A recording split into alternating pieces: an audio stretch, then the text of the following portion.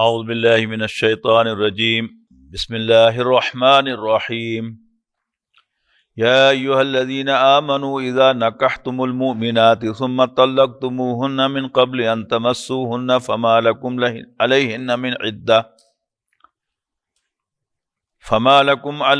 من عدۃ تعتدونها فمتعوہن فسرحوہن سراحا جمیلا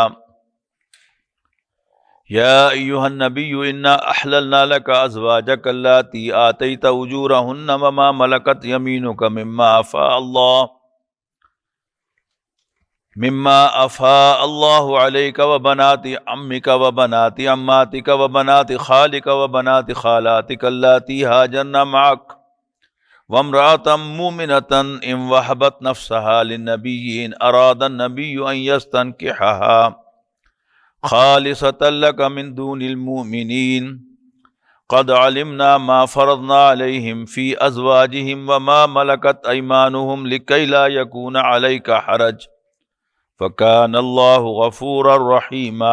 سورۃ نور کے بعد جیسا کہ میں نے عرض کیا بھی تھا اور آپ کو یاد بھی ہوگا کہ سورہ نور میں گھریلو زندگی کے کچھ احکام نازل ہوئے تھے، جیسے گھر کا پردہ کہ کون کون لوگ گھر میں آ سکتے ہیں اور ان کے سامنے عورت جو ہے وہ آ سکتی ہے بغیر حجاب کے۔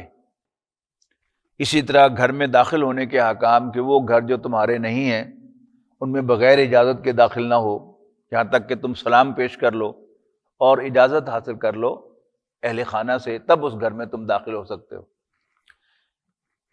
اسی طرح وہاں خلوت کے جو احکام ہیں میاں بیوی کے درمیان، ان کے اندر جو گھر میں عام آنے جانے والے چھوٹے بچے ہیں اور خادم ہیں ان کو بھی منع کیا گیا ہے کہ وہ بھی اجازت لے کر تمہارے پاس آئیں، یعنی وہ خالص یوں سمجھیے کہ وہ بیڈ روم کا حکم ہے کہ جو اس صورت میں آیا ہے۔ اور یہ دوسری صورت ہے جس میں ازواجی زندگی کے بارے میں بہت سے احکام دیے جا رہے ہیں۔ ازواجی زندگی کا ایک اہم معاملہ جو ہے وہ طلاق ہے۔ طلاق کے احکام ہم اس سے پہلے سورہ بقرہ میں پڑھ آئے ہیں، سورہ نساء میں پڑھ آئے ہیں، اور اب پھر وہ احکام جو ہیں اس کا کچھ حصہ جو ہے وہ اس صورت میں آ رہا ہے، اور یہیں سے اب آغاز ہو رہا ہے۔ فرمایا اعوذ باللہ من الشیطان الرجیم یا ایھا الذین آمنوا اذا نکحتم المؤمنات، اے ایمان والو جب تم مومن عورتوں سے نکاح کرو، ثم طلقتموہن من قبل ان تمسوہن، اور تم انہیں چھوئے بغیر یعنی پرائیویسی ملنے سے پہلے ہی تم انہیں طلاق دے دو۔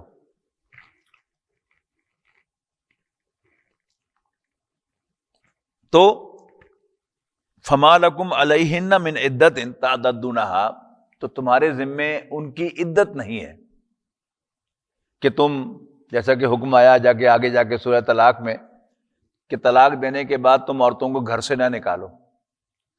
تو اب جب چھوا نہیں ہے، عدت کا مقصد تو یہ ہوتا ہے کہ اگر کوئی نطفہ مرد کا اس کے ووم میں موجود ہے تو وہ کلیئر ہو جائے اور پھر وہ کسی اور مرد سے شادی کرے، لیکن اگر چھوا نہیں ہے، مراد یہ ہے کہ پرائیویسی ملی ہی نہیں ہے اور پھر تم اس کو طلاق دیتے ہو، تو پھر اس کے بارے میں کہا جا رہا ہے کہ اس میں عدت نہیں ہے۔ پہلی بات تو یہاں پر یہ فرمائی۔ اس کے بعد پھر دو سچویشنز ہیں، ایک ہے کہ مہر باندھا گیا ہے، اس کا ایک حصہ تو ہم سورہ بقرہ میں پڑھ آئے ہیں کہ اس کا آدھا جو ہے وہ پیبل ہوگا ہر صورت میں، اور اگر کنزیومیشن بھی ہو جائے تو پھر باقی ہاف بھی پیبل ہوتا ہے۔ تو جب کنزیومیشن نہیں ہوئی تو مہر کے دو حصے ہو گئے کہ آدھا جو ہے وہ عورت کے ذمے ہے، آدھا جو ہے وہ مرد کے ذمے ہے۔ یعنی عورت کے ذمے کیا ہے کہ عورت چاہے تو وہ جو اس نے حاصل کیا ہے، جو اس کو الاؤ ہو گیا ہے، کو چھوڑ دے کہ ٹھیک ہے جی کنزیومیشن تو ہوئی نہیں، ہمیں علیحدگی تو ملی نہیں، تو میں اپنا حق جو ہے وہ بھی چھوڑتی ہوں۔ اور آدھا جو ہے اب مرد کے ذمے پیبل ہے، تو مرد جو ہے وہ وسعت قلبی کا ثبوت دے اور وہ کہے کہ نہیں میں پورا مہر ادا کرتا ہوں۔ ان دونوں کی گنجائش موجود ہے، لیکن یہاں جو سچویشن ہے وہ کیا ہے کہ مہر باندھا ہی نہیں گیا۔ آگے آ رہی ہے وہ بات کہ فمتعوہن وسرحوہن سراحا جمیلا، مہر باندھا ہی نہیں گیا تو بھی اگر نکاح ہوا ہے تو اس کو کچھ نہ کچھ دے کر رخصت کرو. یعنی جیسے ایک جوڑا ہی دے کر رخصت کر دو, کوئی چھوٹا سا زیور کا پیس جو ہے وہ بھی ایک گفٹ کر دو کہ اس نے تمہارے ساتھ شادی کے لیے اس نے ہاں کی ہے, نکاح ہوا ہے, تو اس کے کچھ نہ کچھ اچھا. یعنی مطلب اس کا کیا ہے کہ اصل میں ہمارے ہاں یہ باتیں بڑی عجیب سی لگتی ہیں کہ ہمارے ہاں بغیر لڑائی جھگڑے کے طلاق ہوتی نہیں ہے, اور پھر ایسے مقام پر پہنچایا جاتا ہے کہ جہاں پر کوئی گڈ جیسچر جو ہے اس کا کوئی سوال نہیں, وہاں تو لڑائی جھگڑا ہی ہے, ادھر سے بھی کیسز ہو گئے ہیں, ادھر سے بھی کیسز ہو گئے ہیں. لیکن جو دین چاہتا ہے وہ کیا ہے کہ طلاق جو ہے وہ اچھے طریقے سے ہو اور اچھے اور خوبصورت طریقے سے تم اسے رخصت کرو. اگر مہر باندھا ہوا ہے تو آئیڈیل کیا ہے کہ پورا مہر ادا کر دو, یہ مرد کو ترغیب دلائی جا رہی ہے. اور اگر مہر نہیں باندھا گیا تو پھر بھی کچھ نہ کچھ دے کر رخصت کرو کہ ایک اچھی ڈپارچر ہو. یعنی اگر جیسے آپ کا کوئی عارضی پڑوسی ہے جو 1 مہینے کے لیے آپ کے برابر والے مکان میں رہا ہے, تو وہ بھی اگر جا رہا ہے تو اچھی یاد لے کر جائے.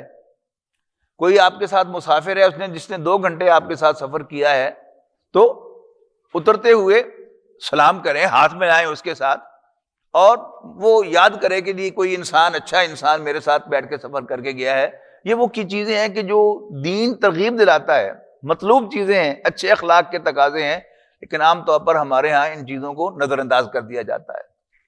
خاص طور پر جب سے یہ موبائل ہمارے ہاتھ آیا ہے, انٹرنیٹ والا, تو اس سے تو مسافر جب ساتھ والا اس کے ساتھ یا سلام دعا بھی نہیں ہوتی. وہ بھی اپنے, جب آپ پہنچتے ہیں پہلے سے بیٹھا ہے تو وہ اپنے موبائل کے ساتھ مصروف ہے, اور ساتھ بیٹھتے ہی آپ اپنے موبائل کے ساتھ مصروف ہو جاتے ہیں, اور کوئی کلام آپس میں ہوتا ہی نہیں ہے. اور یہی چیز جو ہے گھروں کے اندر بھی موجود ہے. گھر کے اندر 5 افراد ایک ہی کمرے میں بیٹھے ہیں, وہ سارے اپنے اپنے فون کے اندر مصروف ہوتے ہیں, تو ہمارے تعلقات جو ہیں, انسانی تعلقات, ان پر اس نے بہت برا اثر ڈالا ہے.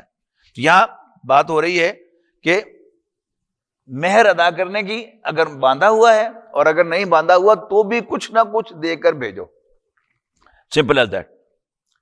فَمَتِّعُوهُنَّ, تو انہیں کچھ نہ کچھ دو, وَسَرِّحُوهُنَّ سراحًا جمیلا, اور انہیں اچھے طریقے سے رخصت کرو. یا ایھا النبی انا احللنا لک ازواجک اللاتی آتیت اجورہن, اے نبی ہم نے حلال کر دی ہیں آپ کے لیے آپ کی وہ بیویاں کہ جن کو تم نے مہر ادا کر دی ہیں, اور ساتھ ہی ساتھ آپ کے حلال کی ہیں آپ کے لیے وما ملکت یمینک, جو کفار کی طرف سے بطول مال غنیمت تمہارے ہاتھ آئی ہیں لونڈیاں, مما افاء اللہ علیک, اور جو اللہ تعالیٰ نے آپ کو گفٹ کیا ہو. اس کی مثال جو ہے وہ حضرت ماریہ قبطیہ ہیں. یعنی مصر کا جو بادشاہ تھا مقوقس, جب نبی کریم صلی اللہ علیہ وسلم کا خط اس کے پاس پہنچا تو اس نے حضور صلی اللہ علیہ وسلم کے ایلچی کا احترام کیا, خط کو یعنی عزت کے ساتھ ٹریٹ کیا, ایلچی کا احترام کیا, اور نبی کریم صلی اللہ علیہ وسلم کو تحائف بھیجے. ان تحفوں میں اس نے اپنی 2 بیٹیاں نبی کریم صلی اللہ علیہ وسلم کو گفٹ کی بطور گفٹ کے. اچھا, اب تک یہ معاملہ کیا رہا تھا کہ عام مسلمانوں پر 4 بیویوں کی پابندی تھی کہ وہ 4 سے زیادہ بیویاں نہیں رکھ سکتے, لیکن نبی کریم صلی اللہ علیہ وسلم کو اس سے زیادہ اجازت تھی. اس کا ذکر بھی اسی رکوع کے اندر آ رہا ہے. پھر ایک سٹیج پر آ کر وہ اجازت بالکل بین کر دی گئی کہ اب نو مور. اس میں بھی کیا فرق آیا کہ عام مردوں کو اجازت تھی, عام مسلمانوں کو, کہ وہ 4 بیویاں رکھ سکتے ہیں, ان میں سے کوئی فوت ہو جائے یا کسی کو طلاق دے دیں تو اس کو ریپلیس کر سکتے ہیں کسی اور بیوی سے. نبی کریم صلی اللہ علیہ وسلم پر بھی وہ پابندی بھی لگا دی گئی, اب نو مور, نہ آپ ایڈ کر سکتے ہیں نہ ریپلیس کر سکتے ہیں. لہذا حضرت ماریہ قبطیہ رضی اللہ تعالی عنہا کو نبی اکرم صلی اللہ علیہ وسلم نے اپنی لونڈی ہی کی حیثیت تھے, ان کو اپنے حرم میں رکھا ہے. یہ بات بھی ہمیں معلوم ہونی چاہیے, اس لیے کہ عام طور پر جب بھی ذکر آتا ہے قرآن مجید میں لونڈیوں کے ساتھ سیکس کرنے کی اجازت کا, تو ہمیں بڑی عجیب سی بات لگتی ہے.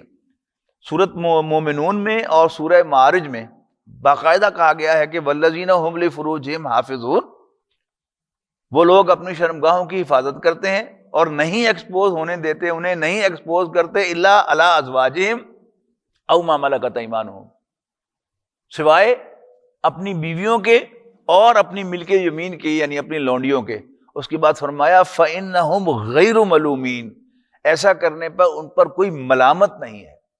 لیکن اگر ہمارے دل میں ملامت آئے، اور ہمیں پتا ہو کہ نبی اکرم صلی اللہ علیہ وسلم نے بھی حضرت ماریہ کو اپنی لونڈی کے طور پر ہی رکھا ہے، تو پھر ہمیں یاد رکھنا چاہیے کہ اگر ہمارے دل میں کوئی ملامت آئے تو پھر ہمارا ایمان بھی جاتا رہے گا، اس لیے کہ نبی اکرم صلی اللہ علیہ وسلم کو صرف رسول ماننا ہی ضروری نہیں ہے، اس رسول ماننے کے کچھ تقاضے ہیں کہ نبی اکرم صلی اللہ علیہ وسلم کے بارے میں دل میں بھی یہ سمجھنا کہ انہوں نے کوئی غلط کام کیا، اس سے بھی ایمان جاتا رہتا ہے۔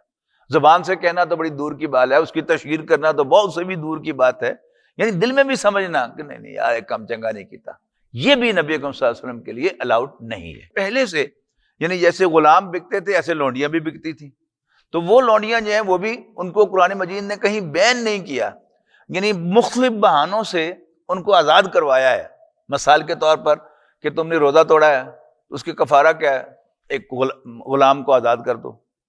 تم نے کسی مسلمان کو غلطی سے قتل کر دیا ہے، خطا، قتل خطا، اس کی بھی کیا ہے سزا، کیا ہے؟ ایک مسلمان غلام کو آزاد کر دو۔ یعنی تم نے قسم توڑی ہے تو بھی ایک غلام کو آزاد کرو۔ یعنی باقی جو ویری کرتا ہے، قسم توڑنے کا کفارہ جو ہے وہ چھوٹا ہے، روزہ توڑنے کا کفارہ جو ہے وہ زیادہ ہے۔ اسی طرح بیوی کو ماں کہہ دیا ہے تو اس کا کفارہ جو ہے، ان دونوں کے 60 روزے ہیں، لیکن قسم توڑنے کا تھوڑا ہے۔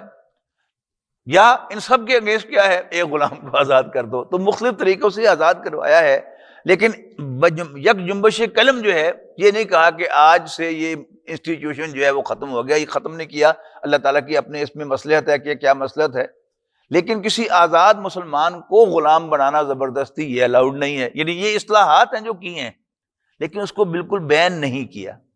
اور یہ بات ویسے بڑی اہم ہے کہ ایک تو یہ بات ذہن میں رکھیے گا کہ قرآن مجید کے نزول کے وقت نوکروں کا زیادہ تصور نہیں تھا، غلام ہی ہوتے تھے جو وہ کام کرتے تھے، باقی کسی سے کانٹریکٹ پر کام لیا جاتا تھا کہ بھئی یہ کام کر دو اتنے پیسے دوں گا، تم ایسا کر دو تو میں اتنے پیسے دے دوں گا، لیکن باقاعدہ کوئی ریگولر نوکروں کا تصور جو ہے وہ آپ کو وہاں پر کوئی شاذ ملے گا کہ ماہوار تنخواہ پر رکھے ہوئے ہیں، ایسا نہیں ہے۔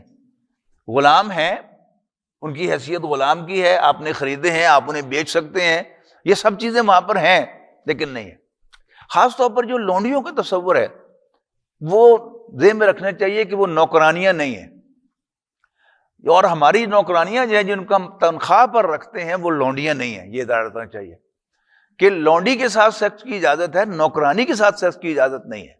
اچھا، اب ایک کمپیریزن کریں کہ ایک طرف ایک لونڈی ہے جس کو اللہ تعالیٰ نے الاؤ کیا ہے کہ you can have sex with her, اور اس سے جو اولاد پیدا ہوگی وہ آپ کی اولاد ایکولی ادر دوسری اولاد کے برابر ہوگی، ان دونوں کے درمیان کوئی فرق نہیں ہوگا، وہ وارث ہوگی، اور پھر آپ کی جو ولدیت ہے اس کے نام کے ساتھ لکھی جائے گی، یہ سب کچھ جو ہے وہ ہوگا۔ لیکن بہرحال، اور اس کی ماں جو ہے جو ہی کوئی بچے کو جنم دے دے گی کوئی لونڈی، اس کو بیچا نہیں جا سکتا۔ یہ بھی ان اصلاحات میں سے ایک ہے کہ بہانے سے جو میں نے کہا نا کہ آزاد کروایا اللہ تعالیٰ نے، کہ جب کوئی لونڈی آپ کو کوئی بچہ دے دے تو پھر آپ اس کو بیچ نہیں سکتے، جو ہی آپ فوت ہوں گے تو وہ آٹومیٹیکلی آزاد ہو جائے گی، اس کی غلامی کنٹینیو ہو سکتی۔ یعنی جو میں عرض کر رہا تھا کہ ایک نوکرانی اور ایک لونڈی گھر کے اندر کام کرنے والی ہو، ان دونوں کا کمپیریزن اگر آپ کریں گے تو نوکرانی کا گھر میں کام کرنا وہ بڑا ڈینجرس ہے، اس لیے کہ اللہ تعالیٰ نے انسان کی خاص طور پر مرد کی جو نیچر بنائی ہے اس کے مطابق اگر کوئی عورت ادر دین ہز محرم، یعنی اس کی ماں، بہن، بیٹی اور بھانجی، بھتیجی، خالہ، پھوپھی، نانی، دادی، پوتی، نواسی، ان کے علاوہ کوئی عورت اس کے کلوز کانٹیکٹ میں فار اے لانگر پیریڈ رہے گی تو مرد کی نیچر کیا ہے کہ مرد کا اس پر دل آئے گا، کوئی مانے یا نہ مانے۔ جھوٹ تو بول سکتا ہے کوئی کہ نہیں کچھ نہیں ہوتا، لیکن اگر ہم سب اپنے گریبانوں میں جھانکیں تو بہرحال اس کا ایک ہوتا ہے، اس میں ڈینجر ہے، اس میں اگر ہم ہاتھ بھی لگائیں گے یا اس کی طرف دیکھیں گے بھی صحیح تو گناہ ہوگا، لیکن اگر وہ لونڈی ہے تو پھر اللہ تعالیٰ نے اس کو جائز قرار دیا ہے، مرد کی نیچر کے مطابق اس کو سمجھنا چاہیے۔ باقی ہماری اب کیا ہے کہ گھر کی کام کاج کے لیے کوئی عورت جو ہے وہ ہائر کی جاتی ہے تو اس میں احتیاط یہ ہونی چاہیے کہ وہ کچن تک محدود رہے جب تک ہم یعنی مرد گھروں میں موجود ہیں۔ تو وہ کچن تک محدود رہے، وہ آ کر مردوں کو سرو نہ کرے۔ اگر وہ سرو کرے گی تو ظاہر ہے کچھ اخلاق کا تقاضا ہے، اگر آپ اچھے اخلاق کے مالک ہیں تو ظاہر ہے اس کو آپ شاباش دیں گے، آپ شاباش دیں گے تو پھر اور زیادہ وہ آپ کے کلوز آئے گی، آپ کے سامنے بچے گی، اور خطرہ جو ہے بڑھتا چلا جائے گا۔ اور جو بد اخلاق قسم کا مرد ہے اس کو خطرہ کم ہوتا ہے کہ وہ تو جب آئے گی اس کو ڈانٹے گا، یہ کیا کیا تم نے، تو وہ دور چلی جائے گی۔ لیکن اگر با اخلاق مرد ہے، اچھے کردار کا مالک ہے، اچھے اخلاق کا مالک ہے، اس کو شاباش دیتا ہے، اس کو خام خواہ چھوٹی چھوٹی بات پر ڈانٹتا نہیں ہے، کوئی غلطی بھی ہو جائے کہ چلو کوئی بات نہیں، تو اس کو زیادہ پھر خطرہ جو ہے وہ لاحق ہوتا ہے۔ لیکن اس کے مقابلے میں اگر لونڈی ہو تو پھر کوئی خطرے والی بات نہیں ہے، بالکل جائز جو ہے اللہ تعالیٰ نے اجازت دی ہے۔ تو اس فرق کو سمجھنا چاہیے۔ اس میں خاص طور پر میں سمجھتا ہوں کہ ہماری خواتین کو اس معاملے میں زیادہ کانشیس ہونا چاہیے کہ وہ اگر اپنی ہیلپ کے لیے کوئی نوکرانی گھر میں رکھتی بھی ہیں تو اسے کچن کے اندر کھانا تیار کروائیں، لیکن اپنے جوان بیٹوں کے کانٹیکٹ میں انہیں نہ آنے دیں اور اپنے شوہروں کے کانٹیکٹ میں نہ آنے دیں، تو پھر اس یہ معاملہ جو ہے وہ سیف ہو جائے گا، واللہ اعلم۔ اس کے بعد فرمایا کہ وما ملکت یمینوں کا مما افاء اللہ علیہ کا، اس میں سے جو اللہ تعالیٰ نے آپ کو مال فے میں عطا کیا ہے۔ یہ مال غنیمت اور مال فے میں بھی ایک فرق ہے۔ مال غنیمت وہ مال ہے کہ جو کفار کے ساتھ لڑائی کے نتیجے میں آپ کو مال ملے، وہ مال غنیمت کہلاتا ہے۔ مال فے وہ مال ہے کہ جو بغیر جنگ کیے وہ آپ کے ہاتھ لگ جائے، آپ نے حملہ کیا اور انہوں نے ریزسٹ نہیں کیا، بلکہ بغیر لڑائی کے آپ کے ہاتھ جو ہے وہ آگے۔ یہ سارے عراق، فلسطین، یہ سارے جو علاقے تھے، جو موسٹ فرٹائل علاقے تھے پورے عرب ورلڈ کے، تو جب یہ فتح ہوئے تو جو حملہ کرنے والے مسلمان تھے ان کی تعداد کم تھی، اگرچہ وہاں پر لڑائی ہوئی، لیکن جو مال غنیمت کے طور پہ تو پھر ان مجاہدین میں یہ سارے علاقے جو تھے یہ تقسیم ہونے تھے۔ حضرت عمر رضی اللہ تعالیٰ عنہ کا دور خلافت تھا، تو حضرت عمر رضی اللہ تعالیٰ عنہ نے اس میں ایک اپنی شورا جو تھی انہوں نے بنائی تھی، جس میں سینئر صحابہ، جونیئر میں سے حضرت عبداللہ ابن عباس بھی تھے، باقی سینئر صحابہ تھے، اس میں ان کے اندر پیش کیا کہ اگر ہم نے یہ زمین مجاہدین میں بانٹ دی تو ہم ورسٹ فیوڈلزم جو ہے وہ دنیا پر رائج کریں گے۔ موسٹ فرٹائل علاقے ہوں اور وہ مٹھی بھر مجاہدین میں بانٹ دیے جائیں تو کیا ہوگا؟ وہ 18,000 اور 20,000 اور 50,000 جو یہاں انگریز نے بنائے تھے فیوڈل لارڈز، وہی بنیں گے۔ تو حضرت عمر نے کہا کہ نہیں، اس کو مال فے کے طور پر ٹریڈ کرنا چاہیے۔ مال فے کا اصول کیا ہے کہ وہ مجاہدین میں نہیں بانٹا جاتا، بلکہ وہ اسلامی ریاست کی ملکیت ہو جاتا ہے، یعنی سارا کا سارا بیت المال میں جاتا ہے۔ تو حضرت عمر نے یہ موقف اختیار کیا کہ ہمیں اس کو مال فے ٹریڈ کرنا چاہیے اور اس کو بیت المال کی ملکیت ہونی چاہیے۔ جو وہاں پر لوگ کام کرتے ہیں ان کو ٹیننٹس ٹریٹ کیا جائے، مزارع ٹریٹ کیا جائے، اور سارا کا سارا جو ہے وہ خراج کے طور پر وہ اسلامی ریاست کے فنڈز میں آنا چاہیے، اور اس سے اسلامی ریاست جو ہے بہت امیر ہو گئی۔ لیکن حضرت عمر نے موقف اختیار کیا، سینئر صحابہ نے اختلاف کیا حضرت عمر رضی اللہ تعالیٰ عنہ، لیکن بہرحال حضرت عمر کی وہ عظمت ہے کہ حضرت عمر رضی اللہ تعالیٰ عنہ نے نوع انسانی کو جو کچھ دیا ہے، نوع انسانی ان کا شکر ادا نہیں کر سکتی، ان کا شکریہ ادا نہیں کر سکتی۔ بہت بڑے بڑے کام کیے ہیں۔ ویلفیئر اسٹیٹ کا تصور یہ پہلی دفعہ تاریخ میں حضرت عمر فاروق رضی اللہ تعالیٰ عنہ نے انٹروڈیوس کروایا ہے کہ اگر دجلہ و فرات کے کنارے پر کوئی کتا بھی مر گیا تو عمر سے سوال ہوگا کہ اگر تم انتظام سنبھال نہیں سکتے تھے تو بیٹھے کیوں رہے گا۔ اسی طرح ریاست کا تصور یہ بھی حضرت عمر نے دیا ہے، یعنی پہلے بادشاہ ہوتے تھے اور بادشاہ سبھی کچھ ہوتے تھے، پھر نبی اکرم صلی اللہ علیہ وسلم وہ اللہ کے رسول تھے، وہ اپنی حیثیت کے اعتبار سے ایک یونیک حیثیت تھی، وہ بھی سب کچھ تھے، ان کا حکم جو ہے وہ گویا اللہ کا حکم تھا۔ پھر حضرت ابوبکر رضی اللہ تعالیٰ عنہ کے 2 سال چونکہ صرف جو فتنوں کو فروغ کرنے میں گزر گئے، اور باقاعدہ جب تمام فتنے فروغ ہو گئے، ایک پرامن ریاست وجود میں آ گئی، تو اللہ نے ان کو بلا لیا اور حضرت عمر کے ذمے انہوں نے سارا نظام کیا۔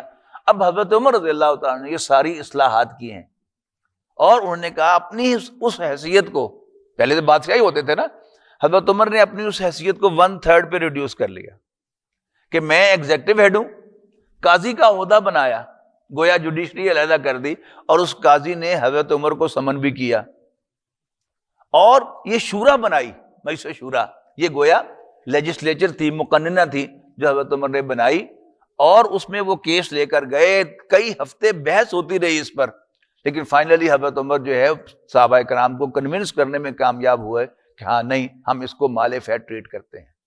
اور اب بھی جو خاص طور پر مسلک حنفی کا جو مسئلہ ہے کہ جو علاقے ایک دفعہ بزور شمشیر فتح ہوئے ہوں، ان کا جو مال ہے وہ ذاتی ملکیت میں نہیں جا سکتا۔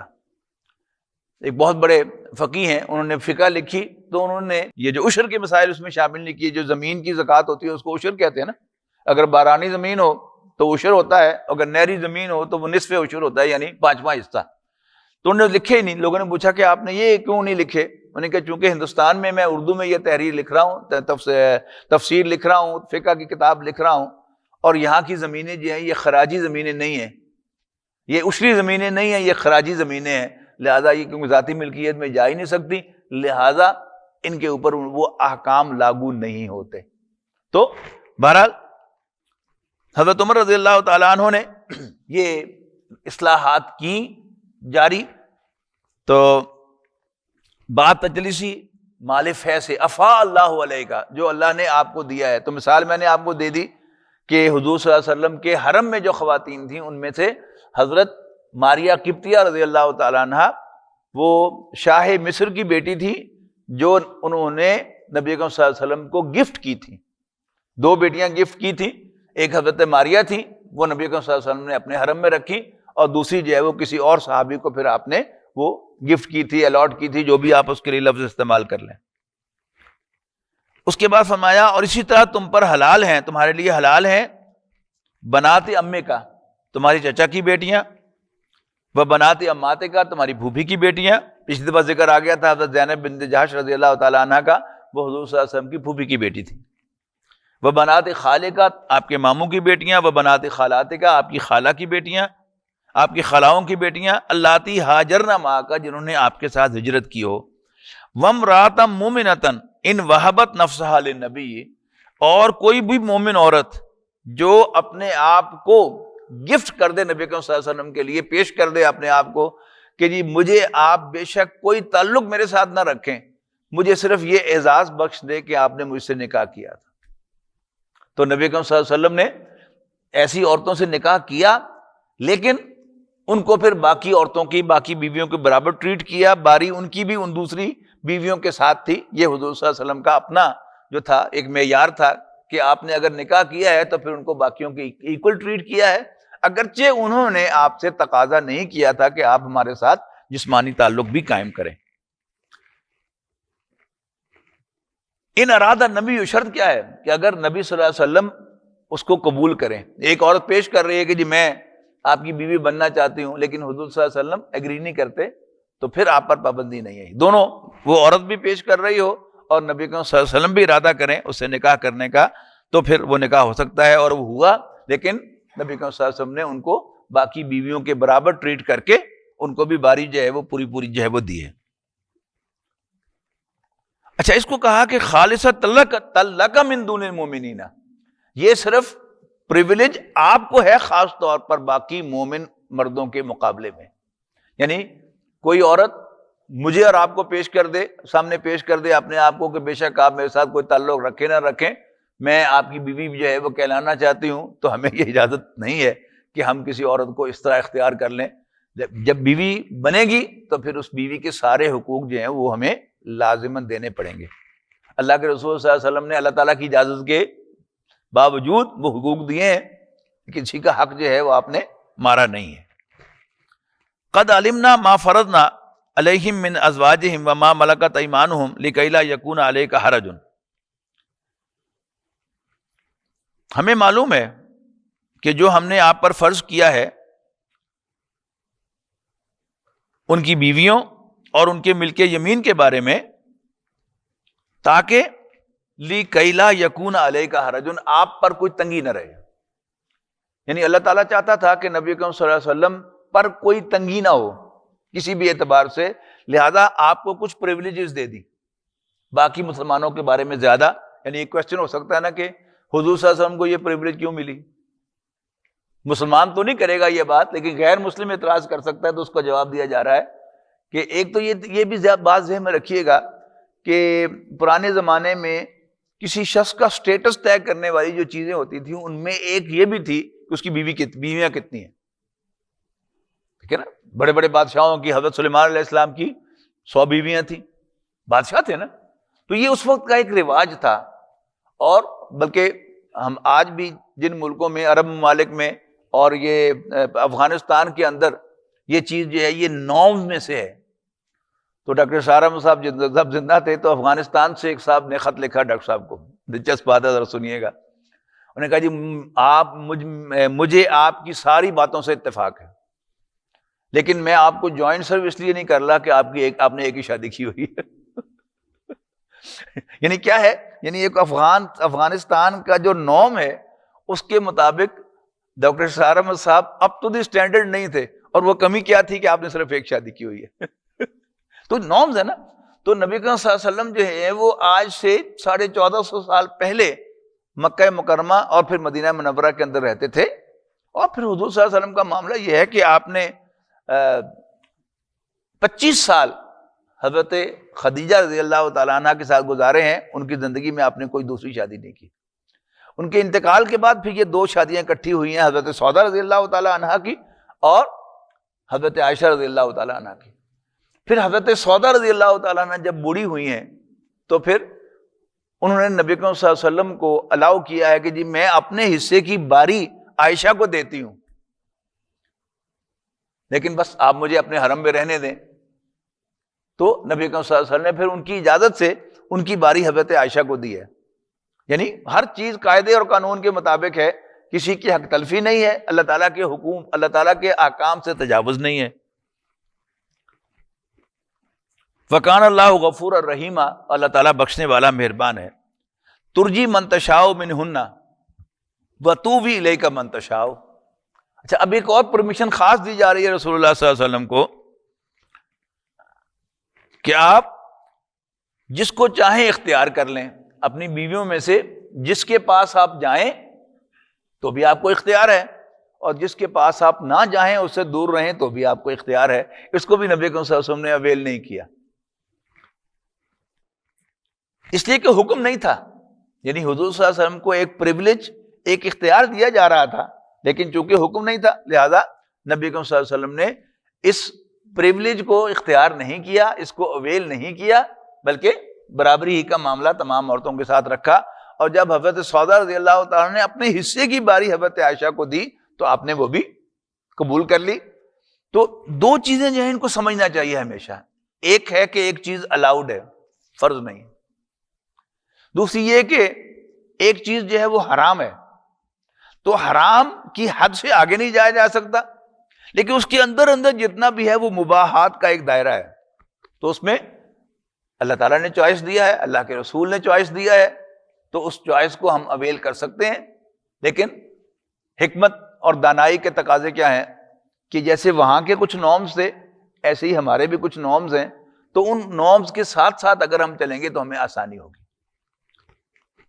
لیکن حرمت نہیں ہے. اچھا، اس کے بعد کیا فرمایا؟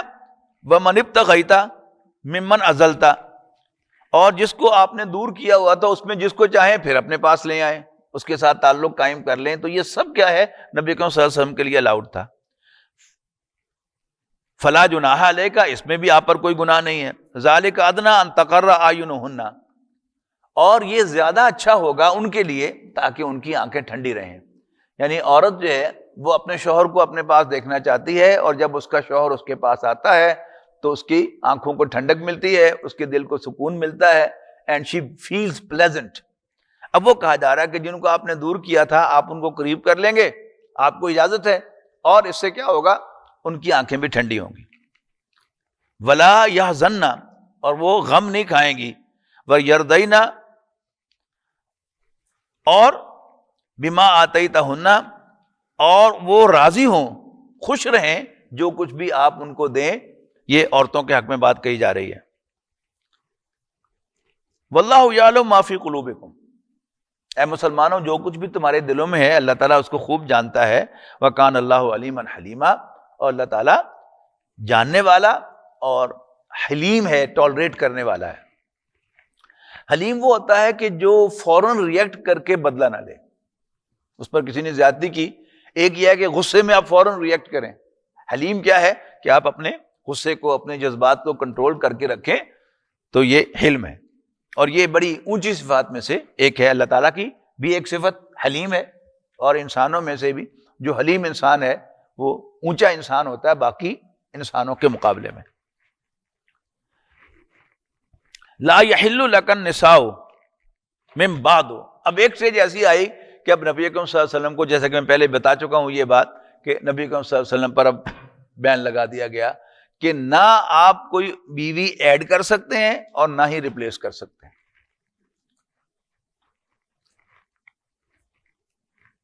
ولا ان تبدل بہن من ازواج، اور نہ ہی اپنی بیویوں میں کوئی ریپلیسمنٹ کر سکتے ہیں. ولو اعجبک حسنہن، اگرچہ ان کا حسن آپ کو امپریس کرے. یہ ذہن میں رکھیے گا کہ جمال جو ہے یہ ظاہری حسن ہے، اور حسن جو ہے، جب حسن کا لفظ عربی زبان میں آتا ہے تو وہ بیوٹی، انگریزی میں بھی ایسے ہی ہے کہ بیوٹی ایبسٹریکٹ بھی ہو سکتی ہے اور بیوٹی جو ہے وہ اپیرنٹ بھی ہو سکتی ہے. تو کسی بھی اعتبار سے کوئی عورت آپ کو امپریس کرے، اب جتنا مرضی امپریس کرے، اب کوئی اور عورت اپنے حرم میں آپ شامل نہیں کر سکتے. الا ما ملکت یمینک، ہاں وہ جو لونڈیوں کا دروازہ ہے وہ کھلا ہے. کوئی اور جنگ ہو اور اس میں لونڈی جو ہے وہ آپ کے حرم میں آ جائے، اس کی پروویژن جو ہے وہ موجود رہے گی، لیکن اب کوئی بیوی کے سٹیٹس میں آپ کے حرم میں نہیں آ سکتی. وہ جو میں نے آپ کو بتا دیا کہ اس سے پہلے کیا ہوتا رہا کہ بہت سی بیویاں حضور صلی اللہ علیہ وسلم کی، 2 سے زائد بیویاں ایسی ہیں کہ جو آپ کے پاس لونڈی کی حیثیت سے آئیں، کافر تھیں، لونڈی کی حیثیت سے آئیں، تو آپ نے انہیں اسلام پیش کیا، انہوں نے اسلام قبول کر لیا، تو آپ نے انہیں آزاد کر دیا. آزاد کرنے کے بعد پھر آپ نے ان سے نکاح کیا. یعنی لونڈی سے نکاح نہیں ہو سکتا، اس لیے کہ لونڈی تو ہے ہی لونڈی. اگر اس کو اختیار ہو نہ کرنے کا تو پھر لونڈی کیسی ہوئی؟ تو لونڈی سے تو ڈائریکٹ جو ہے وہ سیکس کی اجازت ہے، لیکن ایک جب وہ آزاد کر دیا تو اب اس کو اختیار ہے کہ نہ بھی کر سکتی ہے. تو پھر آپ نے ان کو نکاح کی پیشکش کی، پروپوز کیا، انہوں نے ایکسپٹ کیا، تو پھر آپ نے ان کو اپنی بیویاں بنایا. وَكَانَ اللَّهُ عَلَىٰ كُلِّ شَيْءٍ رَقِيبًا، اور اللہ تعالیٰ ہر چیز پر نگاہ رکھے ہوئے ہیں. یا ایھا الذین آمنوا لا تدخلوا بیوت النبی الا ان یؤذن لکم الی طعام. اے ایمان والو، نبی کے گھر میں صلی اللہ علیہ وسلم مت داخل ہو سوائے اس کے کہ تمہیں اجازت دی جائے کھانے پر. نبی کو صلی اللہ علیہ وسلم بلائیں اپنے کسی صحابی کو یا کچھ صحابیوں کو، تو اجازت ہے کہ آپ ان کی طرف جائیں جب وہ بلائیں خود. لیکن وہاں بھی پابندی لگائی جا رہی ہے. وہ کیا ہے؟ غیر ناظرین اناہ، یعنی جب کھانے کے لیے بلایا جائے کہ اتنے بجے آپ تشریف لائیں میرے یہاں کھانا تناول فرمائیں. بلایا تو تھا شام 7 بجے، اور آپ 5 بجے جا کے بیٹھ جائیں کہ گپ شپ لگے، حضور صلی اللہ علیہ وسلم کی صحبت نصیب ہوگی. اس سے منع کیا جا رہا ہے مسلمانوں کو. یعنی اس سائیکالوجی کو ذہن میں رکھیے کہ اللہ کے نبی صلی اللہ علیہ وسلم، اپنے اوپر قیاس کیجئے نا، کہ اللہ کے نبی کی زندگی میں اور آپ ہوتے اور نبی صلی اللہ علیہ وسلم بلاتے کہ بھئی آج شام کھانا میرے ہاں کھانا، تو میری کیفیت کیا ہوتی؟ میں تو یہ بھی آفر کروں گا کہ کھانا بھی میں خود ہی پکا لوں گا آپ کے گھر میں. تو آپ کی یہی بڑی عنایت ہے کہ آپ نے مجھے اپنے گھر بلایا ہے. تو صحابہ کرام کا وہ جوش و خروش دیکھ کر اور جذبات دیکھ کر اللہ تعالیٰ نے ان پر پابندی لگائی ہے کہ غیر ناظرین اناہ، برتنوں کو دیکھ. مطلب کیا ہے کہ کھانا کو پکنے کا انتظار نہیں وہاں جا کے کرنا. اور پھر مزید یہ کہ ولیکن اذا دعیتم فادخلوا، جب تمہیں بلایا جائے تو گھر میں داخل ہو. فاذا طعمتم فانتشروا، لیکن کھانا کھا چکو تو پھر منتشر ہو جاؤ وہاں سے. اب وہاں پر کھانے کے دسترخوان پر بیٹھے ہوئے گپ شپ لگانے کی کوشش نہ کرو. نبی صلی اللہ علیہ وسلم. اچھا، اس کو کمپیئر کیجیے نا. ہمارے ہاں جو کھانے کی ایک دوسرے کو بلانا بہت اچھی بات ہے، لیکن ہمارا تو وہ ایک گیدرنگ بھی ہوتی ہے نا، کھانے سے پہلے بھی گپ شپ ہے اور کھانے کے بعد بھی پھر گپ شپ ہے. یعنی آپ گھر میں بیٹھے ہیں کسی دوست کے، کھانا کھا لیا، کھانے سے تو 8 بجے فارغ ہو گئے اور رات 12-1 بجے تک جو ہے بیٹھے ہم گپ شپ لگاتے رہتے ہیں. اس سے کیا ہوتا ہے؟ اگرچہ وہ مقام بات تو نہیں ہے جو نبی اکرم صلی اللہ علیہ وسلم اور ہماری ہے، لیکن بہرحال جو اہل خانہ ہے آپ کے دوست کے، جس نے آپ کو کھانے پر بلایا ہے، ان کو بہرحال اس سے تکلیف ہوتی ہے. آپ کا جو دوست ہے وہ شاید اس کو کوئی مائنڈ نہ کرے، برا نہ سمجھے، اور وہ بھی خوش گپیوں میں مصروف رہے، لیکن بہرحال اہل خانہ کو تکلیف ضرور ہوتی ہے. فَإِذَا طَعِمْتُمْ فَانْتَشِرُوا وَلَا مُسْتَأْنِسِينَ لِحَدِيثٍ، اور باتوں میں مصروف نہ رہو، جس کو میں نے کہا خوش گپیوں میں نہ پڑے رہو. ان ذالکم کان یؤذی النبی، یقیناً یہ بات نبی صلی اللہ علیہ وسلم کو ایذا دیتی ہے، آپ کو تکلیف پہنچاتی ہے.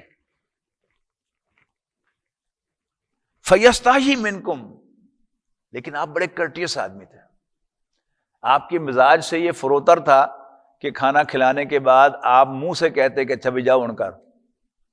لہذا اللہ تعالیٰ حضور صلی اللہ علیہ وسلم کی طرف سے یہ حکم دے رہا ہے مسلمانوں کو کہ اللہ کے نبی تم سے شرماتے ہیں، وہ ہیزیٹیٹ کریں گے تم سے یہ کہنے کو، بڑے کرٹیس آدمی ہیں، لہذا کھانا کھانے کے بعد منتشر ہو جاؤ، وہاں سے پھٹ جاؤ. واللہ لا یستحی من الحق، جبکہ اللہ تعالیٰ حق بات کہنے سے نہیں شرماتا، نہیں ہیزیٹیٹ کرتا. وَإِذَا سَأَلْتُمُوهُنَّ مَتَاعًا، اب چونکہ ذکر آ رہا ہے حضور صلی اللہ علیہ وسلم کی ازواج کا، تو اس میں بہت چانسز ہیں کہ کوئی صحابی گھر آئے گا اور نبی کریم صلی اللہ علیہ وسلم کے بارے میں پوچھے گا. یہ تو کیا ہو گیا؟ کویسچن کرنا. لیکن کوئی چیز مانگنے کے لیے بھی جا سکتا ہے کہ حضور صلی اللہ علیہ وسلم نے بھیجا کہ بھئی میرے فلانی بیوی کے گھر سے فلان چیز لے آؤ، یا وہ کسی اہلیہ محترمہ کے پاس کوئی سوال پوچھنے کے لیے گیا یا کچھ چیز وہاں سے لینے کے لیے گیا، اس کی انسٹرکشن ہے کہ وَإِذَا سَأَلْتُمُوهُنَّ مَتَاعًا، جب ان سے تم نے کوئی چیز مانگنی ہو، فَاسْأَلُوهُنَّ مِن وَرَاءِ حِجَابٍ، تو پھر پردے کے پیچھے سے ان سے سوال کرو. بہت سے لوگ آپ نے سنا ہوگا اخبارات کے اندر، ٹی وی کے مذاکروں میں، کہ قرآن مجید میں کہیں حجاب کا ذکر نہیں ہے. یہاں نوٹ کیجئے گا لفظ حجاب یہاں پر آیا ہے. اور کن سے حجاب؟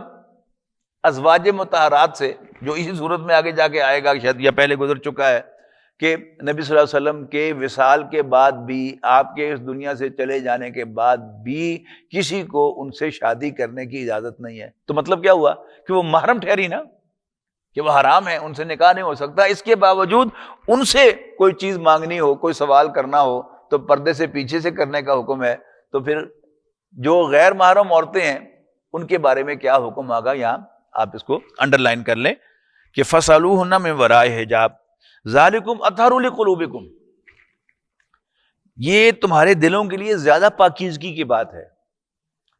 یعنی جب بھی کسی عورت کے ساتھ انٹریکٹ کرتے ہوئے آپ فیس ٹو فیس اس کے سامنے جاتے ہیں، تو بہرحال انسان کی فیلنگ جو ہیں وہ مختلف ہوتی ہیں. جھوٹ ہم جتنا مرضی مول لیں اس کی تو کوئی حد نہیں ہے، لیکن ہم اپنے آپ سے پوچھیں کہ کیا ایک مرد سے بات کرتے ہوئے، ایک عورت سے بات کرتے ہوئے میری فیلنگ ایک جیسی ہوتی ہے؟ نو. یہی خطرے کی گھنٹی ہے کہ جتنا کم سے کم ہو انٹریکشن کریں غیر محرم عورتوں کے ساتھ. اف ایٹ آل کرنا پڑے تو کوئی نہ کوئی حجاب رکھیں، کوئی نہ کوئی فاصلہ رکھیں. یعنی ایک لائن جو ہے، یہ تو ہے نا ظاہری چیزیں، کہ ایک حجاب ہو، ایک پردہ ہو، آمنے سامنے نہ ہو، بے حجابی نہ ہو. اس کے علاوہ بھی اپنے ذہن میں ایک لائن ضرور کھینچ کے رکھنی چاہیے کہ جاب کی وجہ سے آپ کو عورتوں کے ساتھ انٹریکشن کرنا پڑتا ہے. کوئی طالب علم ہے، وہ یونیورسٹی میں پڑھ رہا ہے، کالج میں پڑھ رہا ہے، تو وہاں جو لیڈی ٹیچرز بھی ہیں اور کلاس فیلوز بھی ہیں، کالج فیلوز بھی ہیں، یونیورسٹی فیلوز بھی ہیں. تو اس میں اپنے ذہن میں ایک لائن ضرور کھینچ کے رکھنی چاہیے. ایک تو فزیکلی ڈسٹینس رکھنا چاہیے اور کوشش کرنی چاہیے کہ آنکھوں میں آنکھیں ڈال کے بات نہ کرے، اور اس کے علاوہ اپنے ذہن میں بھی ایک لائن کھینچ کے رکھنی چاہیے کہ میں نے اس لائن کو کراس نہیں کرنا.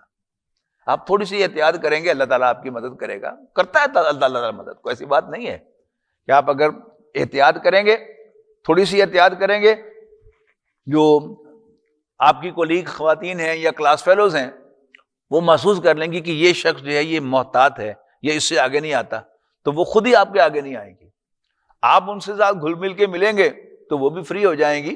اور پھر یہ معاملہ ایسا عجیب ہے کہ ایک انویزیبل لائن ہے، اگر وہ کراس ہو جائے تو پھر انسان کو پتہ نہیں چلتا کہ وہ کپڑے کب اتار دیتا ہے.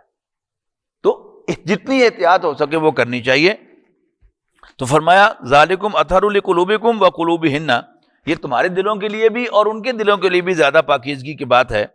وما کان لکم ان تؤذوا رسول اللہ، اور تمہارے لیے جائز نہیں ہے کہ تم اللہ کے رسول کو تکلیف پہنچاؤ، ولا ان تنکحوا ازواجہ، اور نہ ہی تمہیں یہ اجازت ہے کہ تم ان کی بیویوں کے ساتھ نکاح کرو، من بعد ہی، ان کے بعد، ابداً، کبھی بھی۔ یعنی عام کیا ہے، طلاق ہو جائے یا شوہر فوت ہو جائے، شوہر فوت ہو جائے تو 4 مہینے 10 دن کے بعد عورت آزاد ہے، نکاح کر سکتے ہیں آپ اس کے ساتھ، اور اگر طلاق یافتہ ہے تو 3 حیض گزر جائیں تو پھر اس کے بعد آپ اس سے نکاح کر سکتے ہیں۔ لیکن نبی صلی اللہ علیہ وسلم کی بیویوں کے ساتھ مسلمانوں کو عمر بھر ابداً کبھی بھی نکاح کرنے کی اجازت نہ تھی۔ ان ذالکم کان عند اللہ عظیما، یقیناً اللہ تعالیٰ کے نزدیک یہ بہت بڑا گناہ ہے، بہت بڑا آفینس ہے۔ آج اسی پہ اکتفا کرتے ہیں۔ بارک اللہ لی ولکم فی القرآن العظیم ونفعنی وإیاکم بالآیات والذکر الحکیم۔